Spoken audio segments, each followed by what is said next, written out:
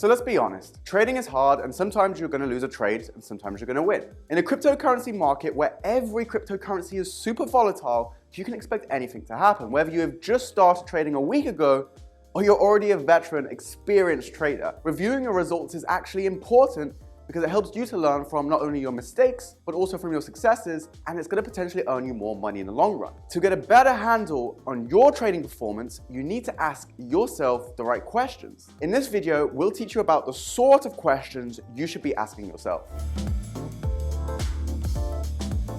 Hey guys, Shad here with another video from the XMO cryptocurrency exchange and a dive into analyzing your trading performance. The first thing to remember in trading is that there is no failure, only experience that helps you to learn from your mistakes. Before you even start trading, analysis of results should be a major part of your trading plan. If you don't have a trading plan, then you'll have to create one now. In other cases, you can view trading as no more than a hobby. It's literally just gambling. The first piece of advice that every trader can give you is to write down your trades. A trading journal is essential and key to obtaining results analytics. It's your everyday assistant that measures your success and progress. So, how to analyze your trading results effectively? Measuring your trading results shouldn't be complicated or overly mathematical. The bottom line here is to check how much money you make or didn't make from trading. In order to do that, you will need various metrics such as profit and loss statements, the average win and average loss, as well as the risk and return ratios. And you're also going to look at the amount of trades placed, long and short positions, as well as the average trade times, and finally, the time of the day that you're making the trades. The trade evaluation process is more than just numbers. Don't forget that people move the market. That's why you should also analyze typical human behavior when dealing with trades. Additional things for you to consider when analyzing your trading results are as follows. For example, the market conditions, how choppy is it? And what has worked and what hasn't? Along with the psychological trading issues. Time and money ratios is also very important to keep a journal of, as well as the trader processes. Overall performance metrics. As you can see, result analytics is a whole science, but we don't just want to discuss how to measure result analytics. No, we also want to highlight the best questions that you can ask yourself when reviewing and reflecting on your trading performance. Starting from the first one,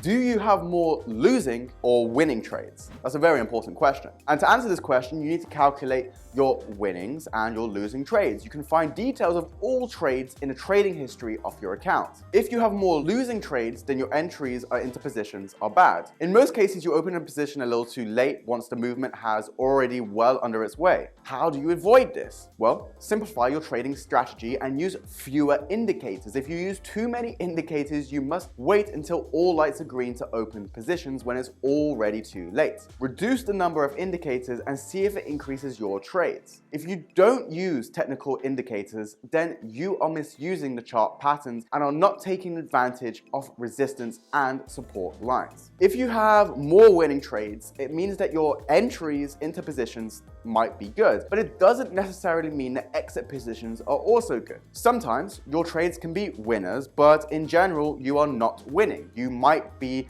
wondering why. There are two reasons. Either your total losing trades exceeds your total winning trades profit, or you simply close positions too early when the price is still rising. In both cases, you're just mismanaging the exits of your positions. In other words, losing trades cost you too much. In this case, you need to pay more attention to your risk management strategy and attempt to improve positioning your stop losses. Your trading strategy is good. You just need to concentrate on the risk reward aspects and specifically the ratio. This question will help you to determine how often you have winning trades. You need to know if you can determine trends. It's a very important thing. Do you regularly trade in the opposite direction of price movements? I mean, how often are you wrong about trends? If most of the time you are wrong, then the basis of your trading strategy needs improvement. You just can't identify trends and forget to analyze your shorter and longer time units. For instance, if you trade 1 hour chart, you should analyze a 4-hour time unit. If it's 15 minutes, analyze a 1-hour unit. The trade time units allows you to determine the entry position and exit levels. The upper time allows you to determine the background trend and set your direction for your trade. For instance, the trend can be bearish during the first 15 minutes, but quickly end up with a correlation after just 1 hour. If most times you are right about determining the trend, then it doesn't mean that you should just relax. Sudden price changes can even cause successful traders to lose up to 10% of their capital. Now, you know how good you are at determining trends. Now answer me this. Do you let your winning trades control your decisions? If you let your wins control trades, then you are a swing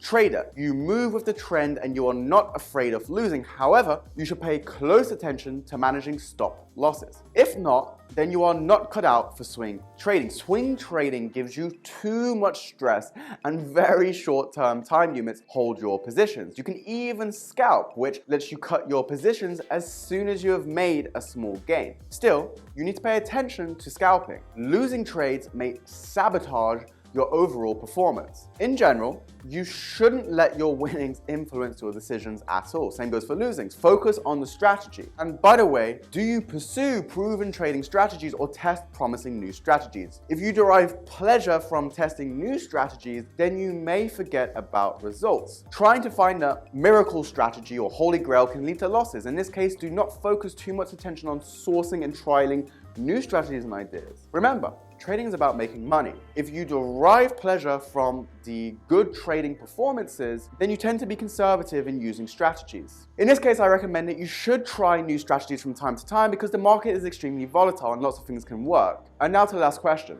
Are you afraid of losing money? If yes, then there are two possible cases for this. First, you have invested too much money in the cryptocurrency market and can't afford to lose it all. In general, what I want to say is do not invest too much of your savings. You should have capital for trading. Trade only as much as you can afford to lose. You don't want that burden on your mindset. Second, you have no risk management plan. If you don't know how much a trade can cost you before opening said position, then you are entering unknown territory. You're gambling. The unknown scares everybody. You tend to make irrational decisions and lose capital. In order to avoid this, you must learn to manage your risk on each of your trades. As you can see, result analytics is all about choosing the right metrics and answering the right questions. And once you have both in order, you will quickly evolve into a successful trader. So now, let's recap on the right questions to ask yourself. How are you going to analyze your trading results? Choose your metrics which you want to rely on. Do you have more losing trades than winning trades? That's an important question. Do you regularly experience strong price movements in the opposite direction of what you're expecting in your trade executed at? Can you let your winning run on position, or do you get anxious and need to cut it off? Do you pursue proven trading strategies, or are you constantly testing new, promising, shiny strategies? And importantly, are you afraid of losing money? Answering these questions will provide you with enough data to analyze all of your trading performance and choose ways to actually improve on your trading strategy. That's it for today's video. It's an important one. This was Shad and Exmo Study. Bye for now.